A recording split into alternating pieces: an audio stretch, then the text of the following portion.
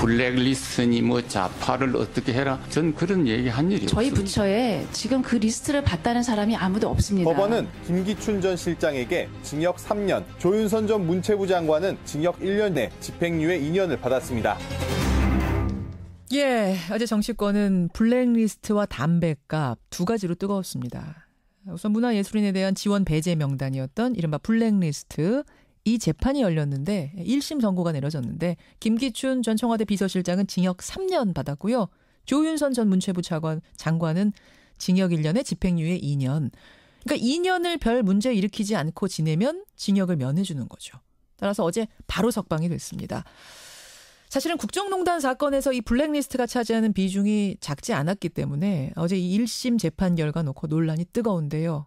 블랙리스트와 담뱃값 이 두 가지 쟁점에 대한 이분 입장을 좀 듣고 싶습니다. 정의당 노회찬 원내대표 연결해보죠.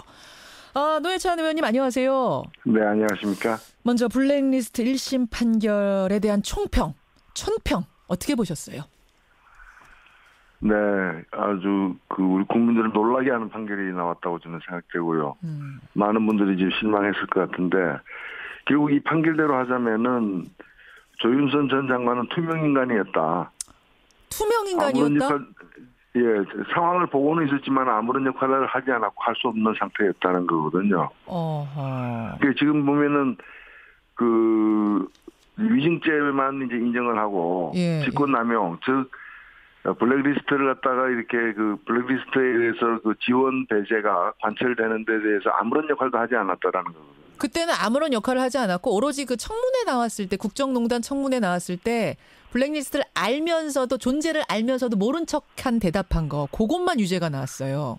근데 아무 역할을 하지 않았다는 것 자체가 납득되지 않는 것이 실제로 이제 이 블랙리스트를 갖다가 이렇게 이 방침에 따라서 이렇게 어디는 돈을 더 주고는 더 주고 작업을 한 TF가 민간단체 보조금 TF가 정무수석실 산하에 있었거든요.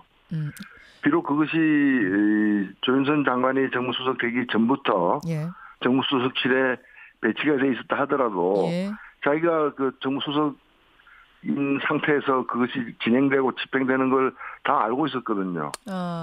그렇다면 그걸 중단시킬 권한도 있는 거거든요. 이거 봐가지고 있는 것이고. 이게 문제가 있으면 중단시켰어야 되는데 그걸 하지 않은 것도 이것도 죄다. 식무유기다. 그렇죠. 그것도 직권남용에 속하는 것이죠. 그것이 진행되게 방조한 것이기 때문에 그러니까 공범관계에 있다고 봐야 되는. 김기춘이 이제 지시하고 다 했다라고 이번에 인정했는데 그 김기춘의 공범관계에 있는 게 조윤선 전 정무수석이었고 문체부 장관이 된 이후에도 계속해서 그걸 실행을 했기 때문에 그 공범관계를 인정해야 되는데 그걸 안 했다는 게 저는 가장 큰 판결의 문제라고 봅니다. 그렇게 보시는 거군요. 그러니까 법원에서는 조윤선 장관은 존재는 알았다. 그러니까 정무수석으로 왔을 때 또 문체부 장관으로 왔을 때 다 있다는 건 알았지만 그거를 만들라고 지시한 적도 없고 지휘 감독한 증거도 못 찾았다. 결국은 증거가 없어서 무죄. 이렇게 된 거예요. 정말로 증거가 없었던 건 아닐까요, 의원님? 아니요. 증거가 없었다는 것이 일단은 위증을 인정했다는 것 자체가 그 존재를 알았다는 것 아닙니까? 존재가 알았다는 거는 법원도 인정했습니다. 그 알았다면은 그 다음에 해야 할 일은 그 부당한 일이 계속해서 진행되는 걸 방치할 거냐, 아니면 그걸 중단시킬 거냐인데. 조윤선 정무수석은 그 방치하는 쪽을 택했던 것이고, 그걸 방치했다는 것은 그 범죄 행위에 대한 방조 행위가 되는 것이죠. 그러니까 공범관계가 되는 것이죠. 애초에 그것이 누구 아이디어였느냐만 따질 문제는 아니라는 거죠. 그렇게 보시는 거군요. 그럼 이번 판결 보면서 뭔가 좀 모순됐다 이런 생각을 계속 하실 수밖에 없는 거예요. 어떤 분은 그런 얘기도 하세요. 지금 청취자 문자가 막 들어오는데 김앤장의 승리다 이런 얘기도 동의하세요?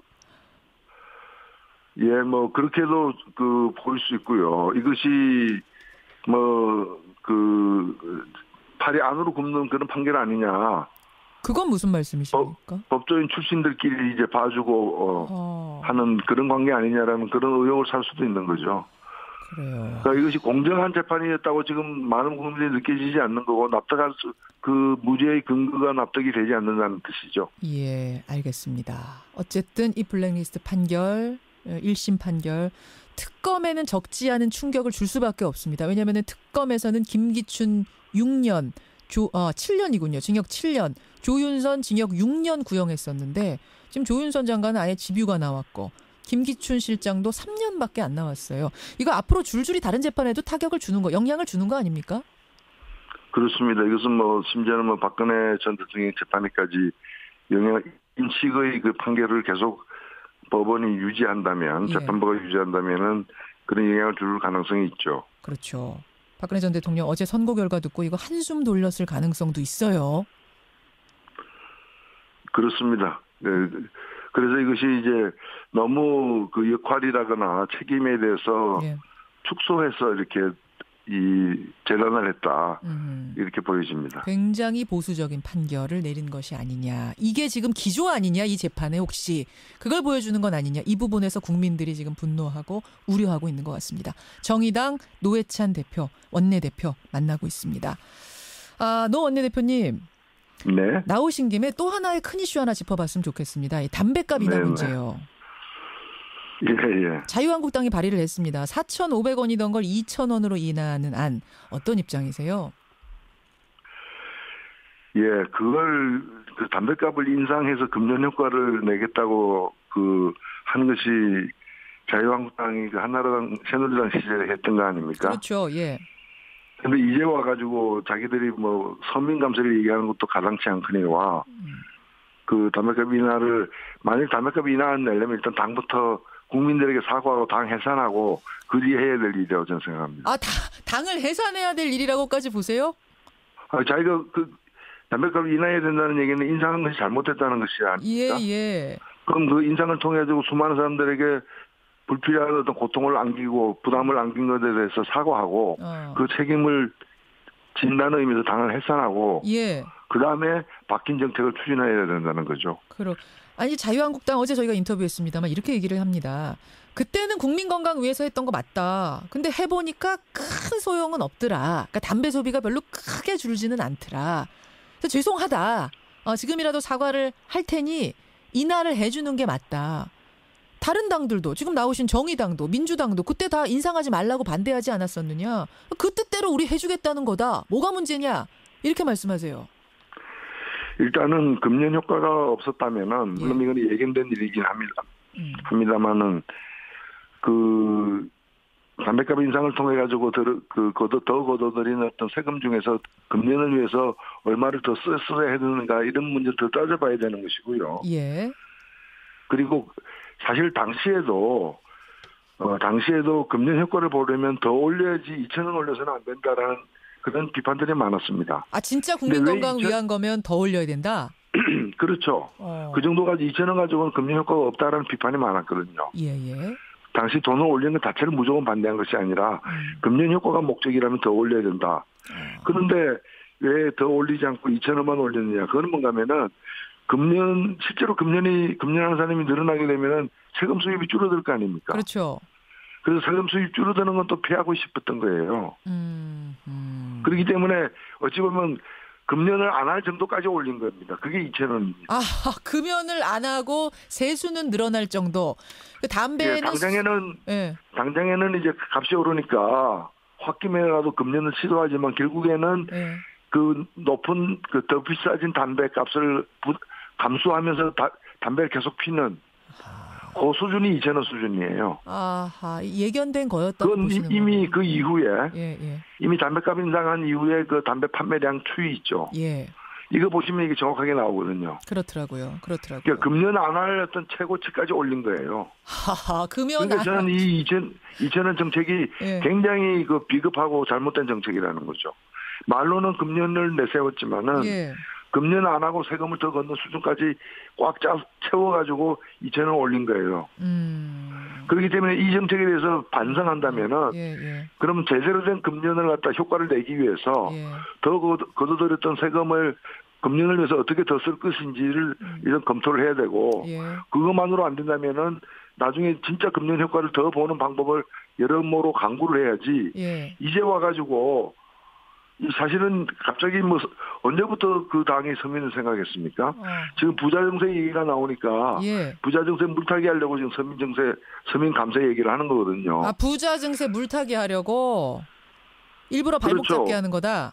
그렇죠. 그러니까 지금 부자 증세할 때가 아니다. 예, 또 그 예. 부자 증세를 정면으로 반박하기 힘들기 때문에 예. 눈을 돌리고 이제 서민 감세로 하자라고 이제 지금 그 서민 부담을 줄이자는 건데 저는 이제 이 담배값 인상을 주도했던 당으로서 할 처사가 아니다라고 봅니다. 처사가 아니라고. 근데 이제 청취자 문자도 들어옵니다만 뭐 나는 자유한국당 지지자는 아니다. 하지만 담배를 피는 사람으로서 담배값 인하해 준다니 어쨌든 좋다. 정의당, 민주당도 그때 올려서는 안 된다고 했던 것이니까 다시 어쨌든 원상 복귀하자 이런 의견도 들어오긴 해요. 이게 당시에 2,000원 더 인상을 갖다가 안 한 상태라면 모르겠는데 당시에 아예 예. 담배값 인상을 하지 않은 상태라면 모르겠는데 예. 인상한 뒤에 다시 인하한다는 얘기는 국민 여러분 이제 담배값이 인하돼서 담배 좀 피세요. 담배 좀 더 피세요. 오히려. 그리고 담배 가격이 부담스러운 청소년 여러분 이제 싼 담배가 공급되니까 청소년들도 마음 놓고 피세요. 지금 흡연을 독려하는 거예요. 청소년 흡연 독려 캠페인이라고 보세요, 인하는? 예, 이거는 범죄 행위입니다. 알겠습니다. 사실은 애초에 효과가 없다면은 올리는 걸 담배값 인상을 신중하게 더 검토해서 금리 효과를 갖다 내는 방법이 뭘까를 시간 갖고 더 검토해야 되는데 덜컥 올려놓고 효과 없다고 또 내리면은 내리는 것 자체는 흡연 독려 캠페인을 하는 거거든요. 사실 이제 담배값에다가 이제 아름다운 평원 이런 그림을 넣어야 되는데요. 담배 피면 행복해진다. 지금 자유한국당이 얘기한 게 그거 얘기예요. 그러니까 이게 사실 보니까요. 지금 그래프를 보니까 2,000원 올리고 나서 첫 해에는 세수가 7조 더 거쳤습니다. 이것으로 인해서. 그리고 이제 5조가 거치고 있는데 안 거치는 건 아니에요. 더 올랐어요. 주로 청소년들한테 영향을 미쳤더라고요. 청취자 최지영 님도 지적을 해주셨습니다만 가장 많이 담배를 끊은 층이 청소년층. 왜냐하면 용돈 모자르니까.